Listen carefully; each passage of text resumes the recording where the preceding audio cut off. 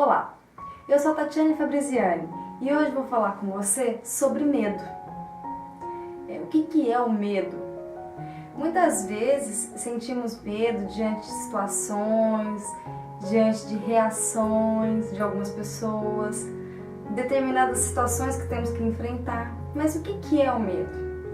O medo, segundo o dicionário Aurélio, é a ausência de coragem, é uma consciência de uma ameaça real ou imaginária. Pode ser também uma preocupação com uma situação ou algo que possa vir a acontecer. Enfim, o medo trava. O medo faz a gente fazer coisas que a gente não acredita. Do tipo, vou te dar um exemplo bem simples. A gente começou o canal, esse é para o seu terceiro vídeo. E eu não sou muito solta na câmera, eu tô tentando enfrentar esse meu medo da câmera. E eu fiquei enrolando para gravar o vídeo. O que eu fiz? Eu consegui acabar com a bateria dos dois microfones. Enrolei, um dia eu fiz um teste de câmera e esqueci de desligar, o inconsciente trabalhando. Muitas vezes, na maioria das vezes, o inconsciente trabalha ou a favor ou contra a gente. E dessa vez ele trabalhou contra. Bom, já que eu estou falando de inconsciente, vamos entender um pouquinho o que é o medo. O medo trabalha junto com o inconsciente. E o que faz a gente não gostar de sentir medo são as reações que o medo traz pra gente, que são ditos como os sintomas do medo. Vamos lá, o que é o sintoma do medo?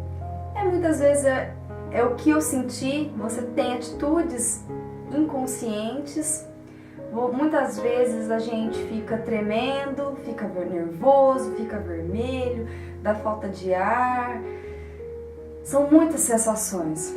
E essas sensações, essas reações do medo é o que incomoda, e a gente precisa lidar com essas reações.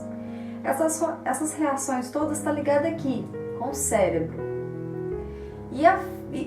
E o nervosismo do momento faz com que esqueçamos das coisas, dá o famoso branco, dá o nervoso. E nisso a gente vai ficando como? Com falta de ar, falando, meu Deus, eu tô sem chão, tô sem lugar. E a gente precisa lidar com isso. Uma dica que eu posso te dar para lidar com medo, que é o que eu uso muito, é respiração. Respirar fundo. Por quê? Quando a gente respira fundo, entra mais oxigênio no nosso corpo. Aí vai ter as trocas gasosas. Quando tem as trocas gasosas, a gente o corpo todo começa a absorver o oxigênio melhor, o cérebro começa a funcionar melhor. O cérebro funcionando melhor, o que vai acontecer? Você está respirando bem, o cérebro já está funcionando um pouquinho melhor, você está raciocinando melhor. O batimento cardíaco tende a diminuir e nisso o tremor, o suor vai diminuir também. No caso agora, um exemplo meu, eu estou muito nervosa, meu primeiro vídeo sozinha. E eu vou disfarçadamente respirando fundo. E quando eu respiro fundo, o que acontece? A minha mão já está suando menos, o meu batimento cardíaco já está mais desacelerado. E é isso que pode acontecer. Claro, em situações, medo de altura, medo de dirigir, medo de ficar sozinha em algum lugar, de viajar de avião, sempre vai ter uma situação que você pode ter o medo. E a respiração funda ajuda. Olha, ajuda bastante. Você pode ver, voltar ao vídeo, no começo do vídeo eu tô mais branca, eu tô mais nervosa. Agora eu tô ficando um pouquinho mais relaxada, tô me soltando um pouco mais. Por quê? É a respiração. A respiração ajuda bastante no medo. Mas vou te dar um exemplo, quem tem medo de dirigir.